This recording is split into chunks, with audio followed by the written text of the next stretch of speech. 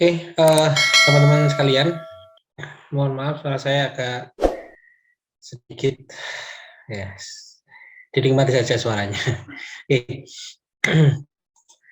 hari ini kita akan melanjutkan pembelajaran yang kemarin, ya,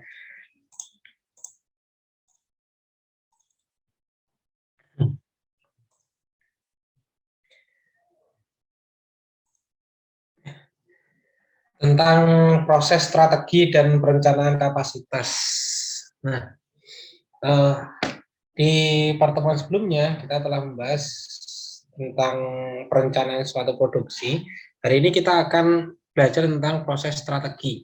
Nah, jadi di dalam proses produksi tentunya kita harus memiliki strategi proses. Nah, apa sih strategi proses itu? Yaitu adalah transformasi. Nah, yaitu adalah pendekatan organisasi untuk mengubah sumber daya menjadi barang dan jasa.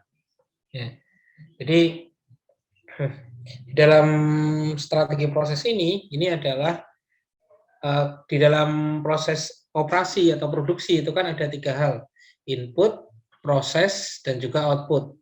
Nah, kemarin kita sudah membahas tentang input, yaitu adalah tentang supply chains, ya, atau tentang pasokan barang.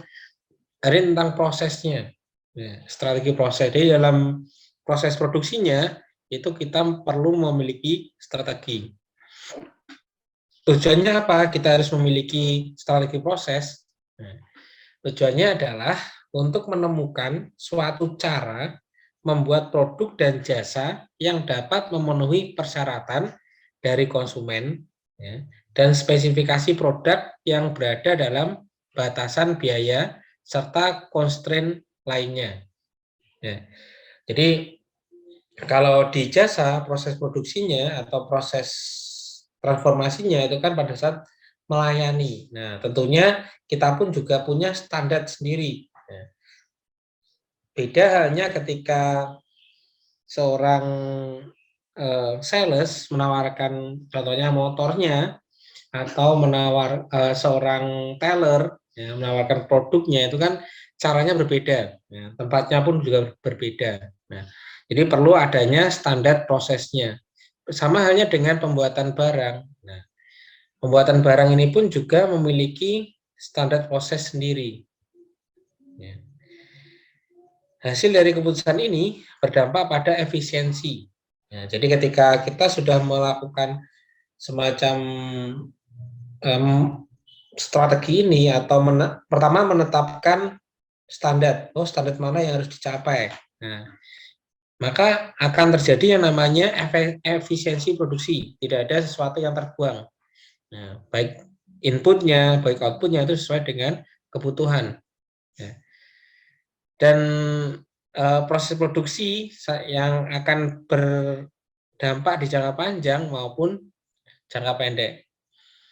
Ada berikutnya adalah fleksibilitas. Nah, jadi yang namanya proses, strategi proses itu kan tidak mungkin harus seperti terus. Maksudnya adalah ketika ada karyawan yang menemukan cara yang lebih cepat, itu pun bisa dipakai. Ya, maka terjadi yang namanya fleksibilitas. Yang terpenting adalah tercapainya tujuan barang ataupun jasa menjadi sesuai dengan permintaan atau sesuai dengan keinginan konsumen. Dan ini yang paling penting adalah kualitas produk yang dihasilkan itu cenderung lebih baik, ya, karena kita punya standar strategi prosesnya. Ya. Oleh karenanya, banyak strategi perusahaan ditentukan pada saat keputusan tentang proses ini dilakukan. Nah, jadi ketika proses strategi ini dilakukan, maka akan sangat berdampak pada keberlangsungan perusahaan.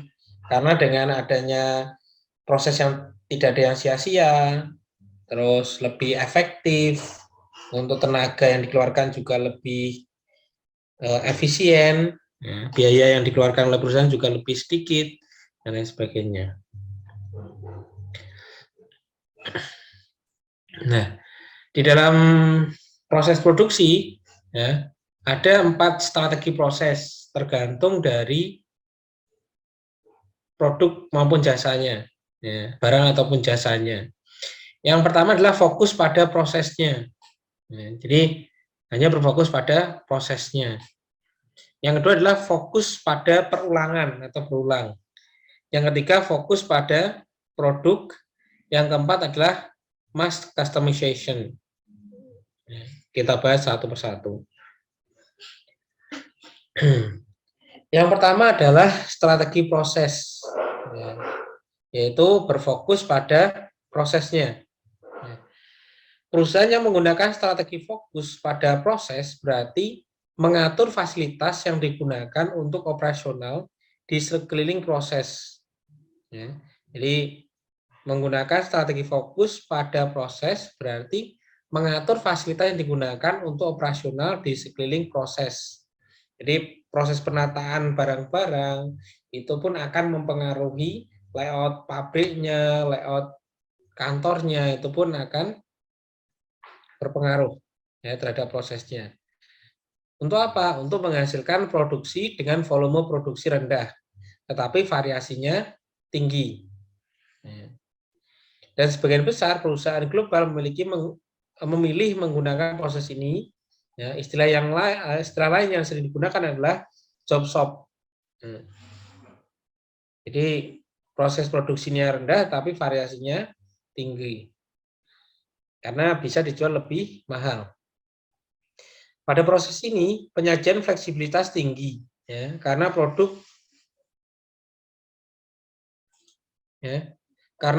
berpindah di antara proses secara sebentar-sebentar atau intermittent. Ya. Setiap proses didesain untuk melaksanakan beragam aktivitas dan menghadapi perubahan yang sering terjadi. Ya, oleh karenanya disebut juga proses intermittent. Ya.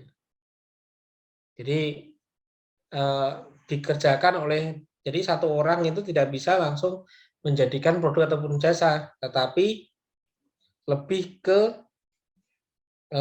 dikelompok-kelompokkan. Ya.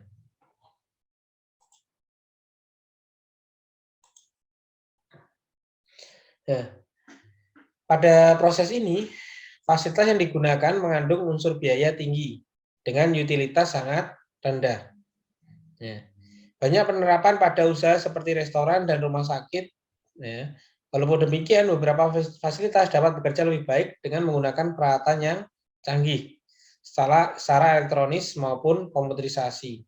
Nah, jadi contohnya di restoran maupun di rumah sakit untuk menu, contohnya restoran. Nah, untuk menu itu kan minimal dalam satu restoran kan ada sekitar 20 menu. Nah, itu pun tidak mungkin semua pelanggan itu memesan hal yang sama. Ya, maka kita perlu menata prosesnya bagaimana ketika tamu datang, ya, ketika mereka pesan, berapa lama mereka harus menunggu. Nah, karena ada cerita bahwasanya menunya enak, tempatnya asik, tetapi untuk penyajiannya itu lama. Nah, itu pun juga akan mempengaruhi perusahaan, ya, akan mempengaruhi restoran tersebut. Nah, contoh yang lain adalah makanan cepat saji, ya, contohnya McD, KFC dan lain sebagainya. Itu pun ada yang namanya drive-thru. Nah, mereka suka, orang-orang lebih suka hanya dengan naik di mobil mereka sudah bisa mendapatkan makanannya. Nah, cepat banget. Itu pun fokus pada prosesnya. Ya, meskipun menunya itu berbeda-beda, tetapi mereka sudah memiliki sistem yang baik untuk strategi proses yang berfokus pada proses. Contoh yang lain adalah rumah sakit, bahwasanya contohnya ada ruang ICU. Nah, itu kan berbeda-beda. Apalagi kalau di poli-poli, ya poli jantung, poli gigi, ya, poli umum, itu kan memiliki tingkat perbedaan yang tinggi, ya variasinya cukup tinggi, tapi produksinya rendah, sedikit-sedikit, nah seperti itu.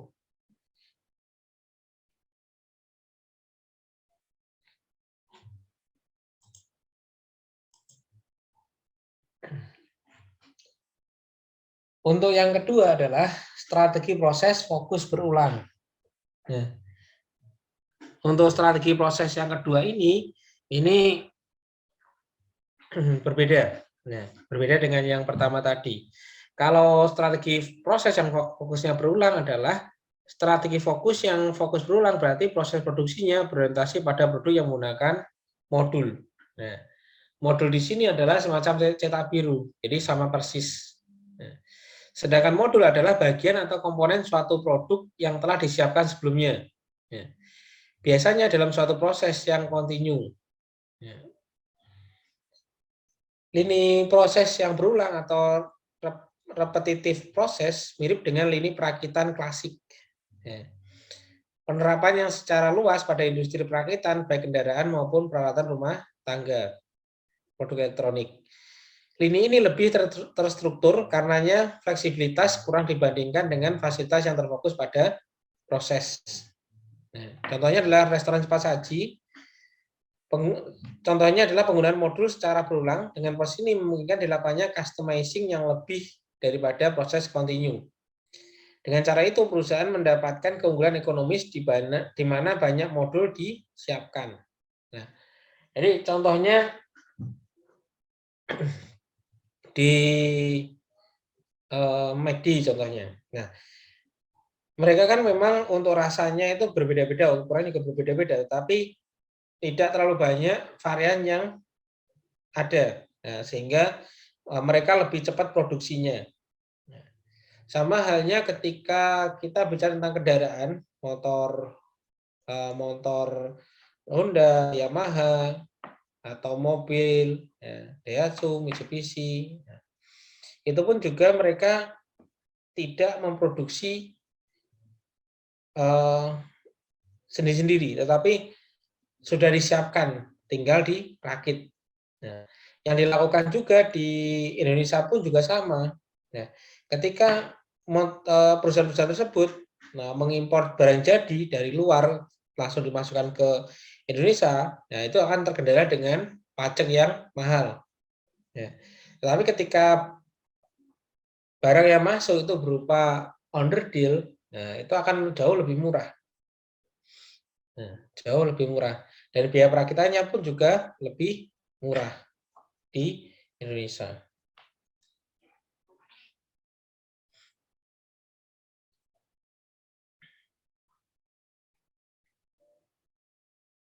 Nah, berikutnya adalah strategi proses fokus pada produk. Ya. Strategi proses yang berfokus pada produk memiliki volume tinggi dan variasi yang rendah, yang mana fasilitas diatur sekeliling produk. Produk ini disebut juga dengan proses ini disebut dengan proses kontinu, ya, karena mempunyai lintasan produksi yang panjang dan kontinu. Ya. Contoh yang menerapkan proses ini adalah pabrik-pabrik yang memproduksi barang seperti kaca, timah lembaran, lampu bolam, minuman, baut, dan lain sebagainya.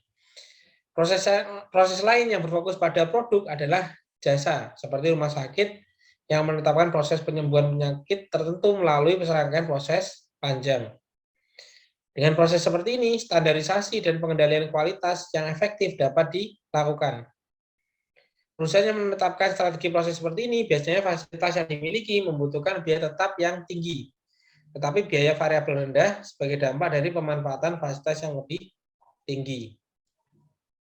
Ya. Jadi ketika berfokus pada produk, mereka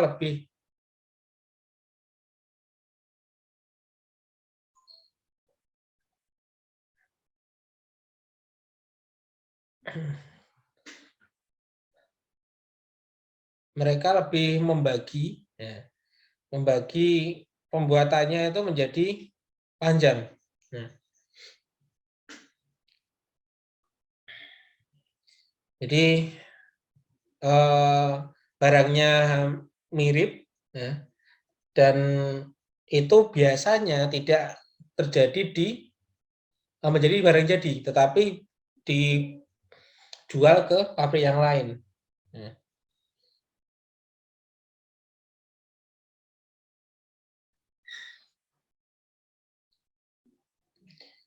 Berikutnya adalah strategi proses mass customization. Ya.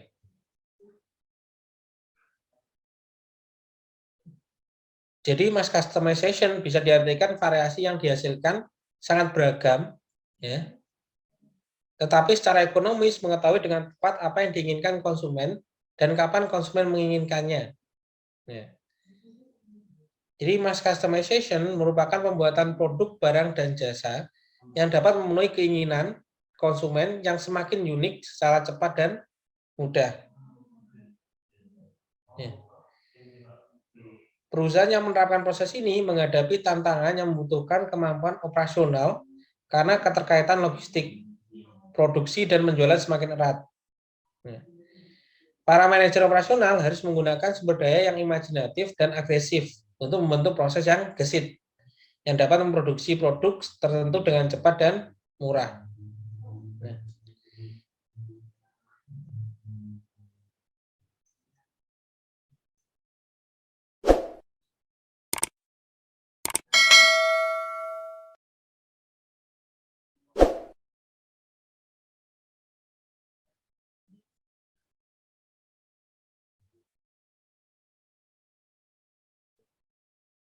Nah, beberapa contoh kostumisasi massal. Ya. Jadi adanya Dell di industri komputer. Nah,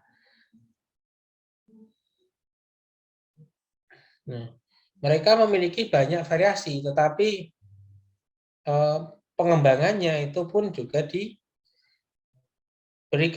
Nah, sama tetapi berbeda. Maksudnya adalah di setiap produksinya itu sama, tetapi di tahun berikutnya produksi dengan jenis yang berbeda itu pun juga dilakukan. Nah, contoh yang lain adalah Toyota. Nah, Toyota pun juga sama. Toyota pun memproduksi barang yang sama pada saat tahun itu. Nah, tapi tahun berikutnya itu mereka membuat perubahan ataupun inovasi. Ya.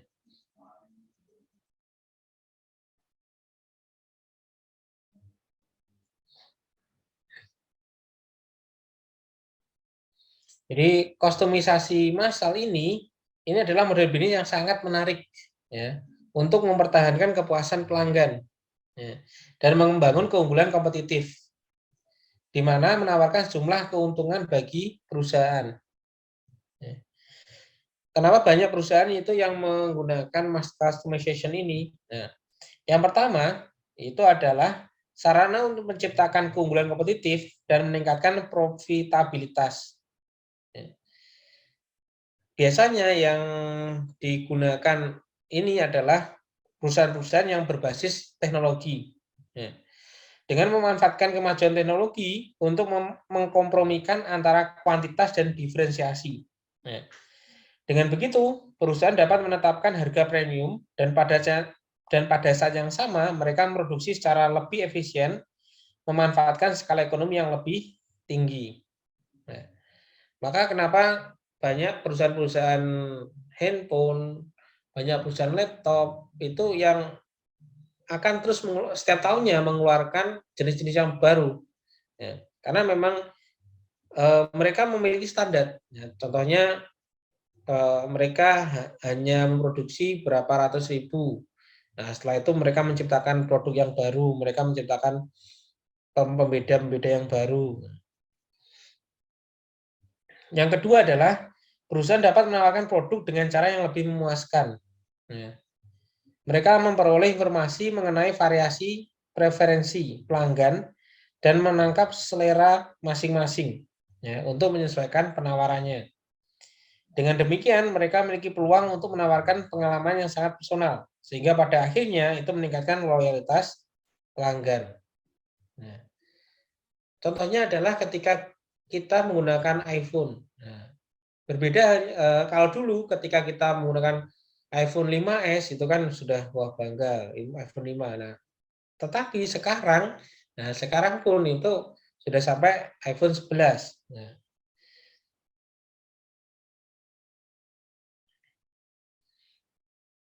yang ketiga, perusahaan dapat meminimalkan persediaan berlebih.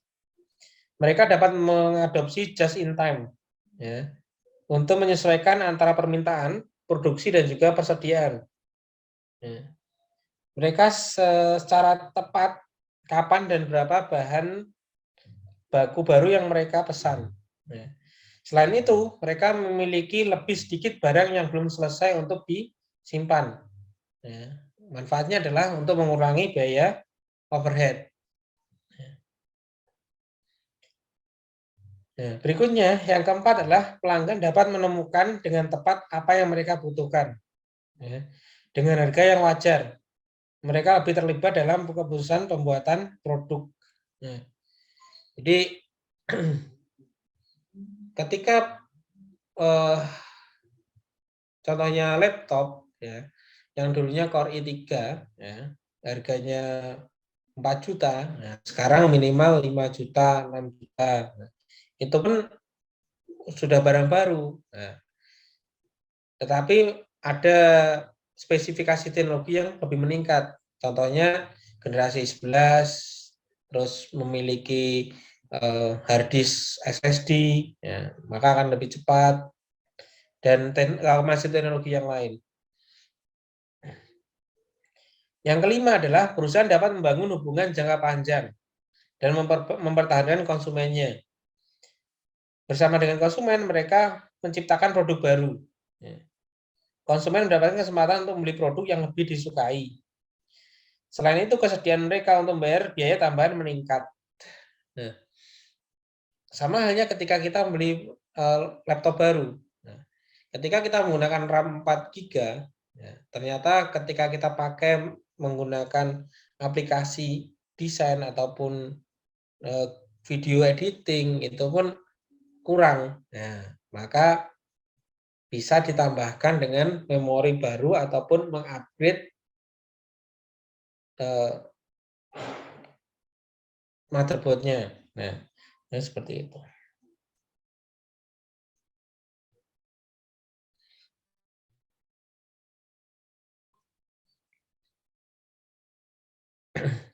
Contoh yang lain di dalam mass customization itu adalah industri jasa yang telah mulai menerapkannya, seperti jasa pelayanan telepon, ya, menyediakan pilihan caller ID, ya, adanya call waiting, voicemail box, call forwarder sesuai dengan kebutuhan konsumen.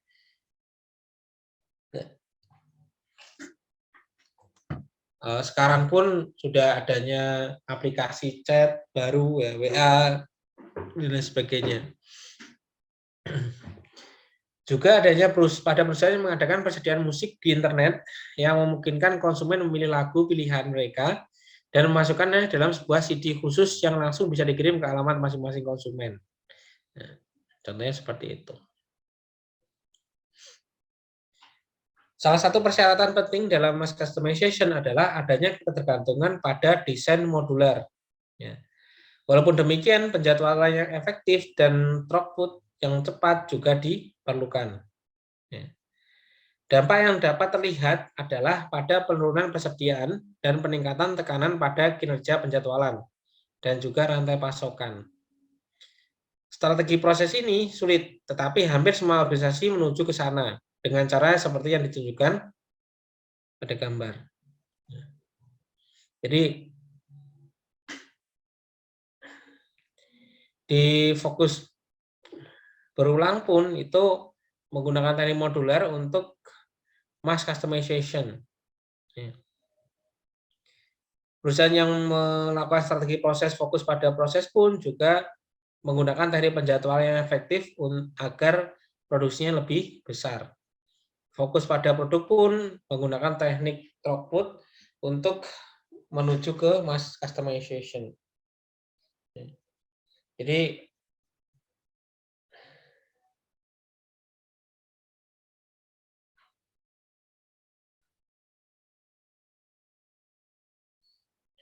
teknik throughput ini adalah lebih ke kecepatan pelayanan. Ya. Jadi kecepatan pelayanan yang ditentukan oleh kapasitas kita melayani. Jadi kenapa kok mass customization itu diburu oleh perusahaan ya, menuju ke sana karena jumlah produksinya itu akan otomatis akan lebih besar, lebih banyak.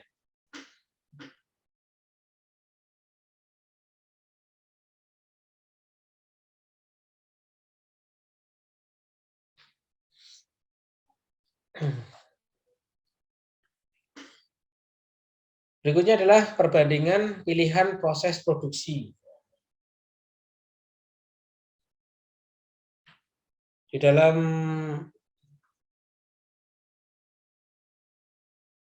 proses produksi ini, ya, kita tahu bahwasanya ada empat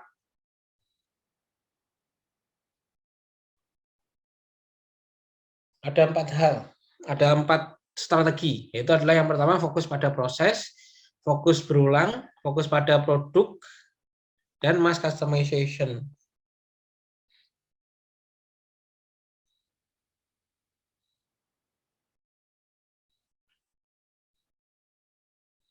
Nah, perbandingannya yang pertama adalah fokus pada proses.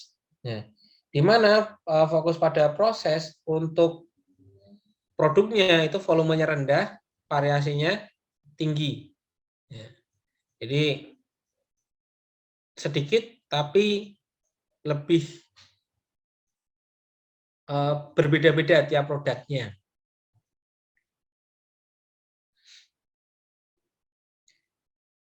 Berikutnya adalah tenaga kerja, ya.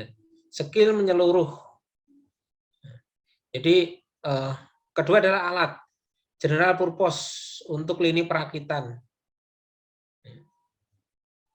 Alatnya umum, ya. Tetapi tenaga kerjanya itu adalah harus memiliki skill. Yang keempat adalah instruksi kerja. Ya. Banyak karena ada banyak perubahan. Yang kelima adalah persediaan bahan baku dan WIP tinggi, outputnya lebih rendah. Tingkat kecepatan pelayanannya itu sedikit lambat. Ya. Untuk penjadwalannya itu lebih kompleks, biayanya FC rendah, PC tinggi.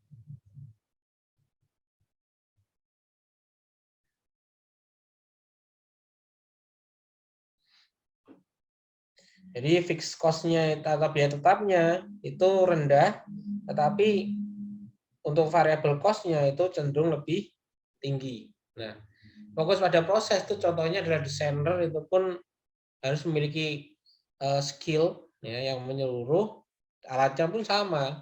Nah, tingkat volumenya itu rendah, tapi variasinya tinggi. Nah, berikutnya adalah fokus berulang. Ya. Produknya standarisasi dengan pilihan modul. Untuk alatnya special purpose. Nah, tenaga kerjanya itu harus sering dilatih. Instruksi kerjanya operasi berulang, mengurangi latihan. Persediaannya itu konsep GIT, output sesuai dengan peramalan.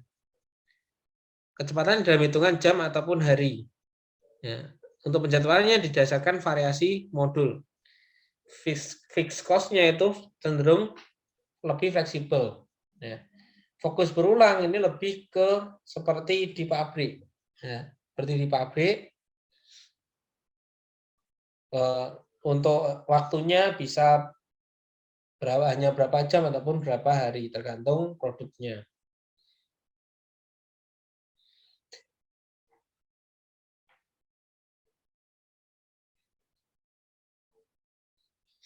Berikutnya, fokus pada produk, volumenya tinggi, variasinya rendah. Ya. Alatnya itu adalah special purpose. Untuk tenaga kerjanya, skillnya kurang menyeluruh. Ya, jadi spesialisasi. Instruksi kerjanya sedikit karena standarisasi. Ya. Persediaan bahan baku, WIP rendah, output untuk pesanan dan disimpan. Ya. Jadi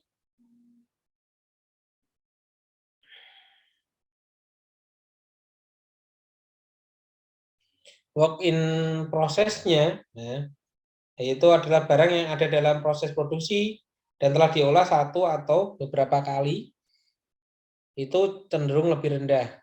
Ya. Untuk throughput-nya, ya, untuk kecepatan pelayanannya itu lebih ke pelan. Ya. Untuk penjadwalannya itu relatif lebih simple. Ya. Untuk fixed cost-nya tinggi, tetapi variabel cost-nya itu lebih rendah. Ya.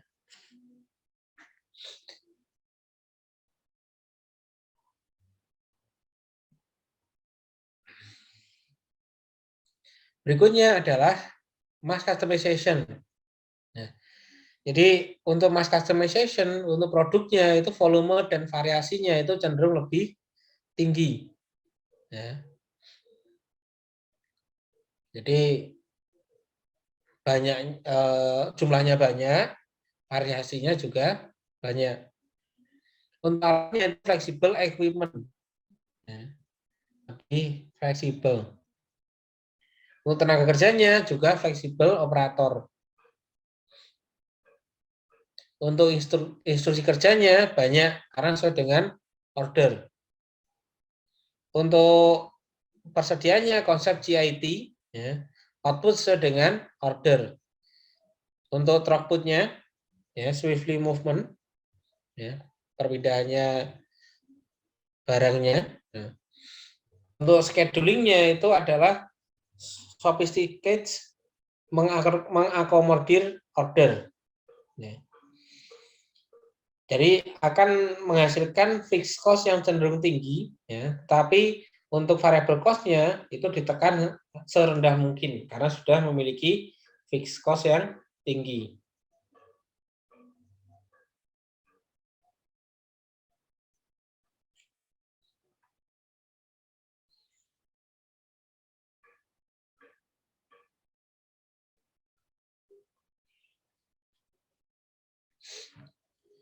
Di dalam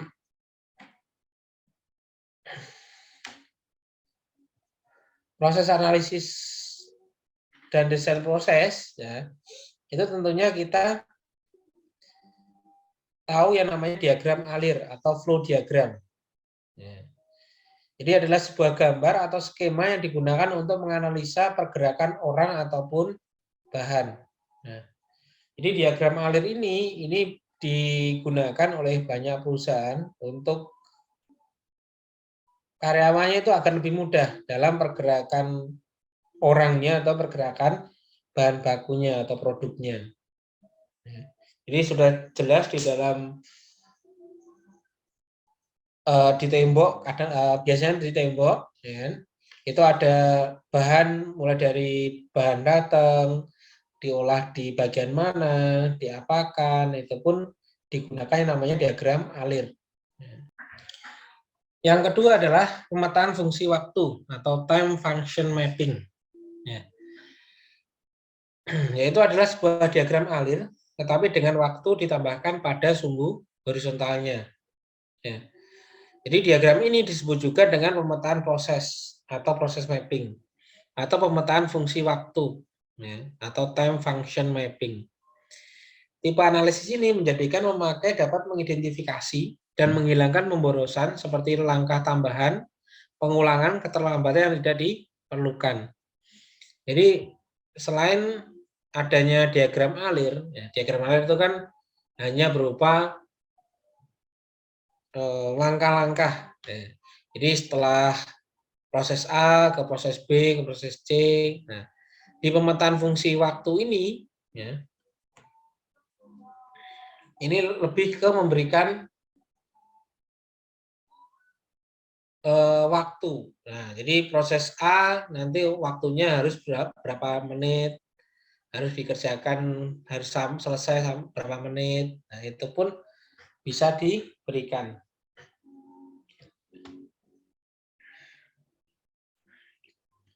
Yang ketiga adalah diagram proses atau proses diagram. Itu adalah diagram yang menggunakan simbol, waktu, dan jarak untuk mendapatkan cara uang objektif, ya, dan terstruktur dalam menganalisis dan mencatat aktivitas yang membentuk sebuah proses. Ya. Dengan mengidentifikasi semua operasi yang dapat menambah nilai, yang dapat menetapkan nilai tambah total aktivitas. Ya. Jadi di dalam setelah adanya diagram alir diberikan waktunya dan juga dijabarkan untuk proses waktunya.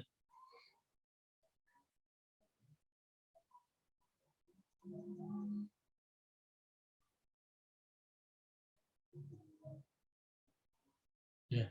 Yang keempat adalah perencanaan dan juga perencanaan pelayanan, ya, ataupun service planning.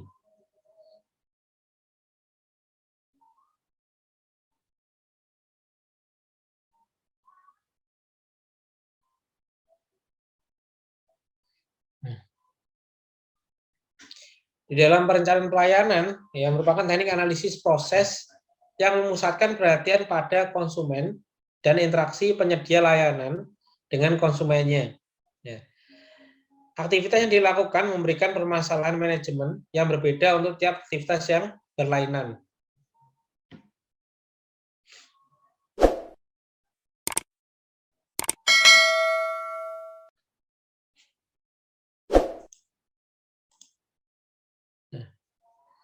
Contoh dari diagram alir yaitu adalah seperti ini. Contohnya adalah ada permasalahan yaitu adalah lampunya tidak berfungsi. Kita cek dulu. Yang pertama, apakah lampu terpasang? Jika tidak, maka kita harus memasangnya. Jika iya, apakah bola lampu terbakar? Jika jawabannya iya, maka ganti bola lampu. Jika tidak, maka perbaiki lampunya. Seperti itu. Jadi diagram alir itu lebih ke pilihan. Nah, jadi ada input, pilihan kondisi, nah, mana yang terbaik, iya atau tidak. Kalau tidak dilakukan, setelah itu kalau sudah terpasang, kembali lagi ke proses berikutnya, dan lain sebagainya.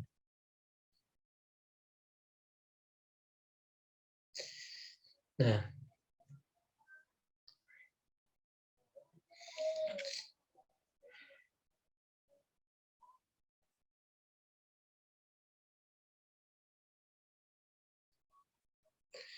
berikutnya adalah desain proses pada sektor jasa. Nah, jadi metrik proses jasa untuk memahami bagaimana manajer operasional mendesain proses jasa, maka digunakan metrik proses desain. Nah, degree of customization, degree of labor. Ya. Jadi ketika karyawannya itu memiliki tingkatan lebih tinggi, ya, kita bisa menggunakan untuk tingkat kustomisasinya itu rendah, maka bisa menggunakan mass service. Ya. Tapi ketika karyawan tingkatan lebih tinggi dan customization-nya itu tinggi, maka menggunakan professional service. Jika tingkat pendidikan dari karyawan itu rendah dan customization rendah, itu bisa menggunakan service factory. Nah, jika pendidikannya membutuhkan rendah dan customization tinggi, itu bisa menggunakan service shop.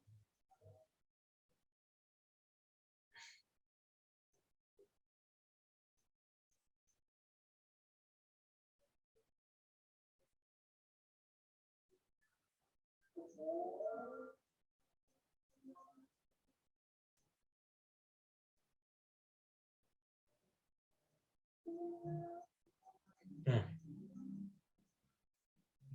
contohnya di dalam industri, yaitu adalah derajat intensitas tenaga kerjanya itu tinggi, ya, dan derajat interaksi atau customisasinya itu tinggi. Contohnya adalah jasa profesional atau professional service. Contohnya adalah dokter, hukum, akuntan, ataupun arsitek.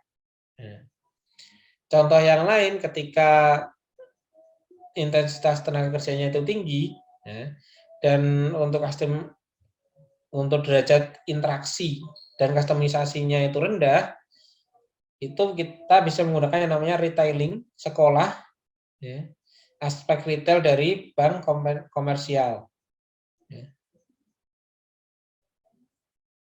atau jasa massa. Ya. Kalau untuk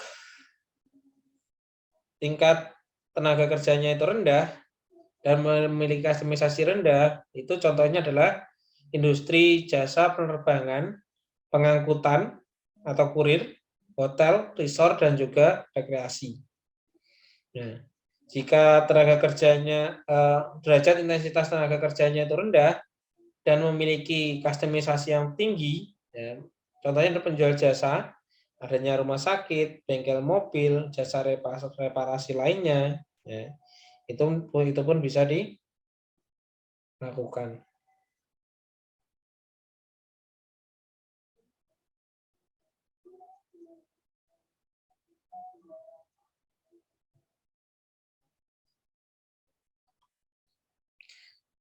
Yang kedua adalah strategi dan teknik untuk meningkatkan produktivitas jasa. Ya.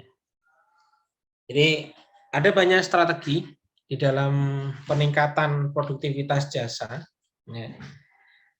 Yang pertama adalah strategi separation, ya, yaitu adalah teknik membuat struktur pelayanan sehingga konsumen mengetahui harus kemana sesuai jasa yang ditawarkan.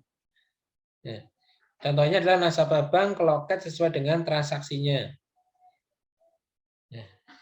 Banyak di perusahaan atau di bank itu kan ada teller 1, 2, 3, sampai 10 ada. Nah, itu pun juga melayani, ya, yang penarikan di bawah 25 juta, penarikannya di atas 25 juta, atau store tunai di atas 5 juta, 25 juta, atau yang di bawah 25 juta, itu pun juga dibedakan, ya, agar lebih cepat.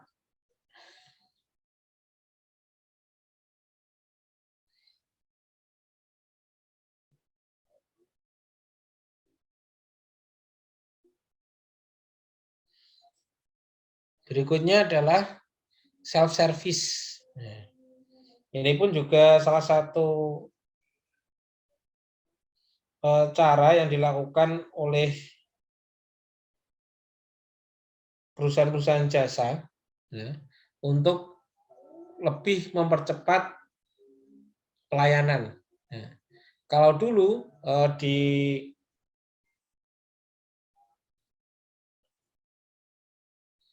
di dalam toko itu kan untuk pelayan tokonya yang mengambilkan, terus yang menjadi kasir itu kan jadi satu kalau dulu.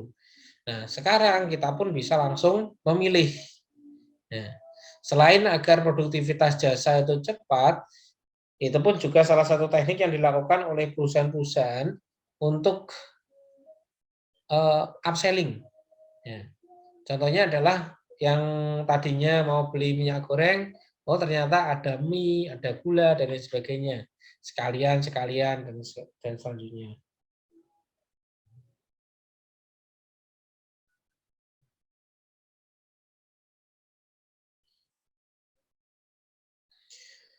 Contohnya adalah dari supermarket, department store.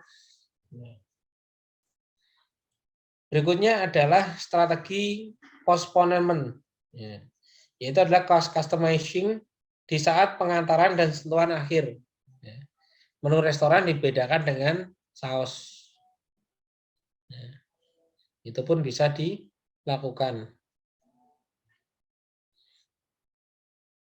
Berikutnya adalah strategi fokus, pembatasan penawaran, pembatasan menu restoran. Nah, ini pun juga dilakukan oleh perusahaan-perusahaan besar, ya, itu adalah fokus, di mana dulu di awal-awal buka restoran itu pun banyak menunya. Nah, ternyata yang laku itu hanya itu saja.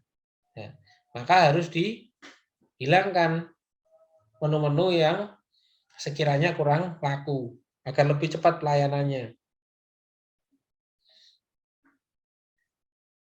Berikutnya adalah modules, yaitu adalah pilihan jasa modul. Ya.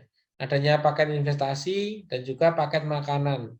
Nah, jadi di jasa pun juga sama, ada modulnya, ada pilihan menu yang ditawarkan. Ya. Jadi ketika sama, contohnya paket A, paket B, paket C. Nah, itu kan untuk proses operasionalnya itu lebih mudah daripada berbeda-beda. Ya.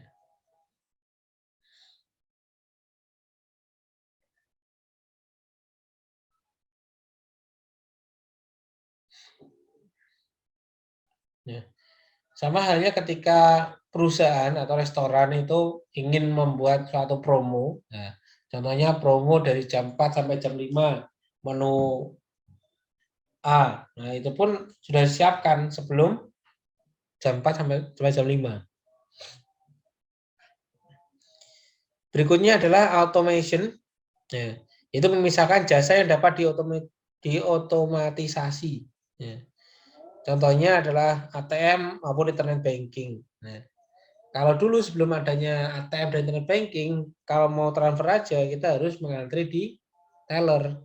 Nah, sedangkan saat ini kita pun sudah bisa menggunakan ATM.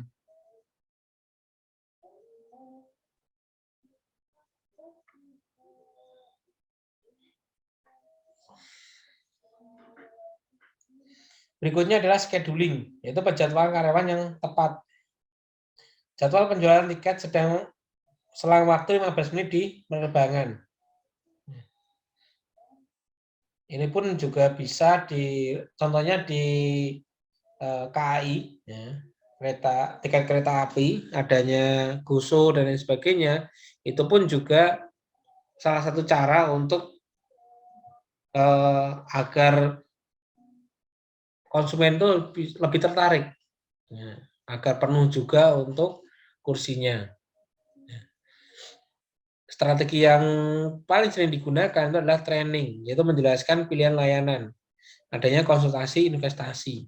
Nah, jadi produk-produk jasa itu lebih ke memberikan training kepada pelanggan.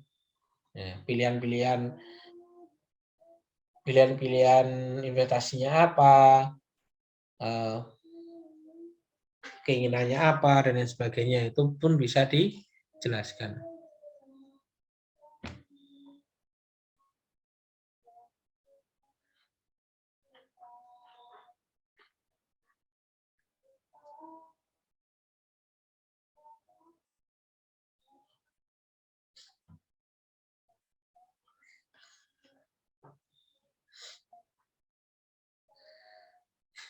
Berikutnya adalah pemilihan alat dan teknologi.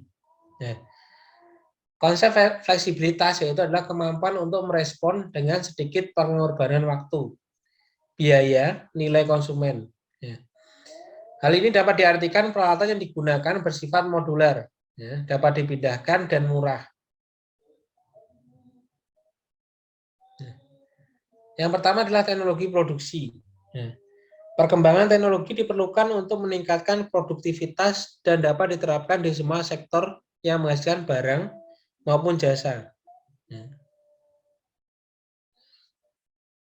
Yang pertama contohnya adalah teknologi mesin. Ya. Jadi dalam era komputerisasi saat ini diciptakan cara pengendalian mesin yang baru dengan menggunakan chip komputer seperti CNC atau Computer Numerical Control, yaitu mesin yang memiliki komputer dan memori sendiri. Saat ini pun adanya laptop, adanya komputer itu pun juga membantu proses produksi. Ada juga menggunakan AIS atau Automatic Identification System, ya, peralatan baru dari CNC sehingga ATM atau Automatic Teller Machine dikendalikan dengan sinyal elektronik digital. Pembuatan data secara digital dilakukan melalui komputerisasi, di antaranya dengan AIS atau Automatic Identification System, yang membantu memindahkan data menjadi bentuk elektronik yang mudah untuk dimanipulasi. adanya ATM, adanya internet banking, itu pun memudahkan kita untuk proses produksinya. Nah, sama aja seperti GoFood, GrabFood, ya. Itu pun juga sama, ya, menggunakan teknologi seperti ini.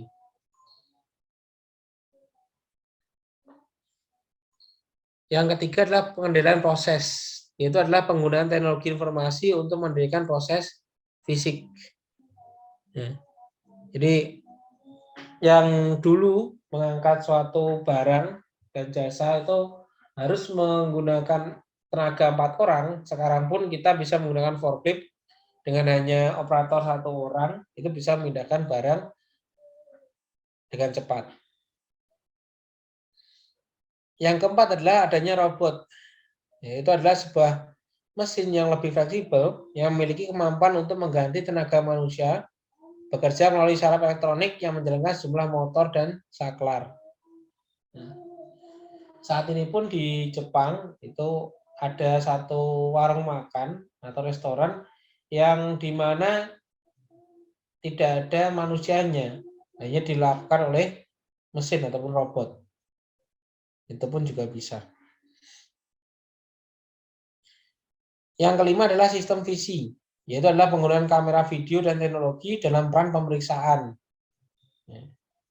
Jadi contohnya di rumah sakit adanya ronsen, adanya teknologi yang ada di sana. Yang keenam adalah adanya ASRS atau Automated Storage and Retrieval System, yaitu adalah gudang yang dikendalikan komputer yang menempatkan komponen secara otomatis dari dan menuju tempat tertentu dalam gudang.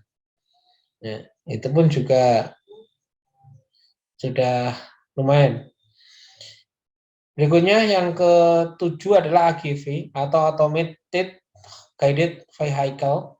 Itu adalah kereta yang dipandu dan dikendalikan secara elektronik yang digunakan untuk memindahkan bahan.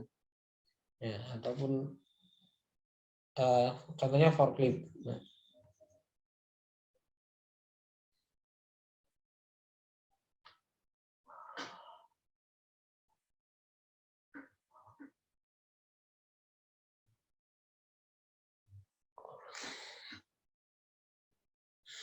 Berikutnya adalah flexible manufacturing system.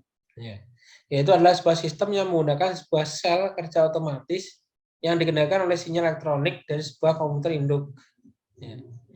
Jadi kelebihan dari FMS itu adalah meningkatkan pemanfaatan modal, menurunkan biaya tenaga kerja langsung, mengurangi persediaan, dan kualitas menjadi lebih konsisten.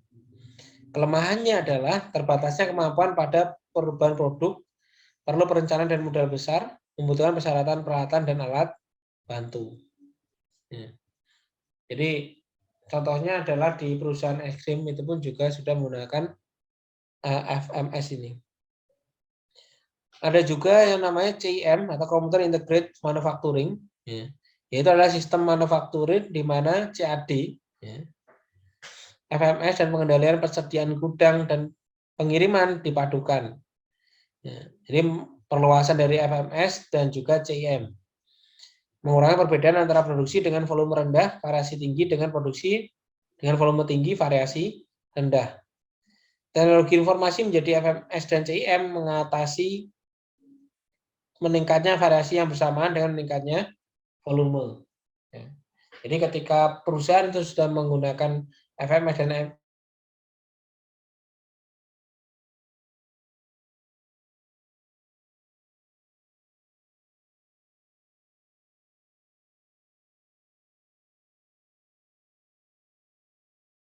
perubahannya itu bisa sewaktu-waktu. Nah.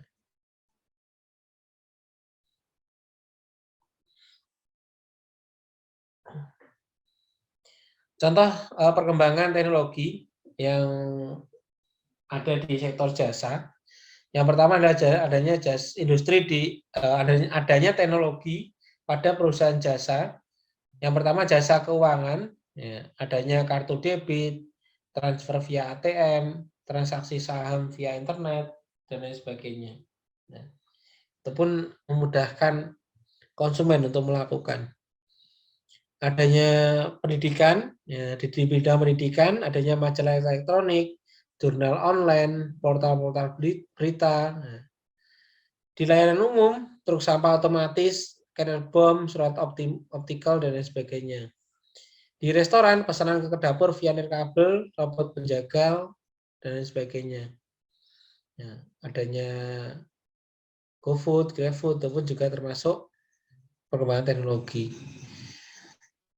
Berikutnya komunikasi, adanya TV interaktif, penerbitan elektronik, dan lain sebagainya. Hotel, adanya sistem penguncian elektronik, pendaftaran elektronik. Ya.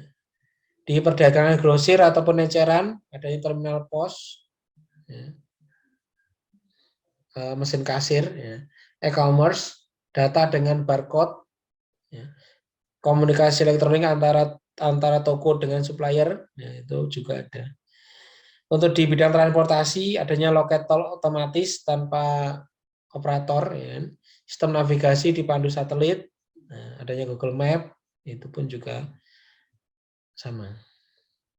Berikutnya kesehatan, sistem informasi kesehatan online, sistem pengawasan pasien secara online, adanya konsultasi dengan dokter secara online. Nah, berikutnya adalah penerbangan, perjalanan tanpa tiket, adanya penjadwalan.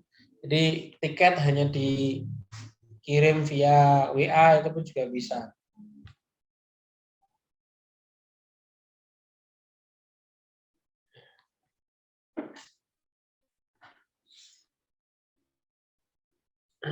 Nah, berikutnya adalah proses re-engineering, ya, yaitu adalah proses pemikiran kembali dan mendesain ulang proses bisnis secara radikal untuk membawa peningkatan kinerja secara dahsyat. Nah, hal ini dilakukan karena adanya kedinamisan yang ada di mana konsumen, teknologi maupun barang produk berubah-ubah. Proses re-engineering yang efektif tergantung pada evaluasi ulang, tujuan proses, dan mendata ulang asumsi yang digunakan. Ini dapat berjalan apabila proses dasar dan tujuannya dikaji ulang. Proses re-engineering juga memusatkan perhatian pada aktivitas yang mempunyai fungsi bersilang. Karena manajer sering bertanggung jawab pada fungsi khusus. Aktivitas yang melintas dari satu fungsi ke fungsi lain dapat diabaikan.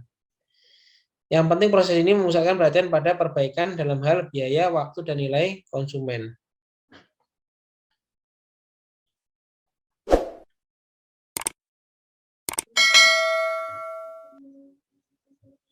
Itu teman-teman untuk perencanaan produksi.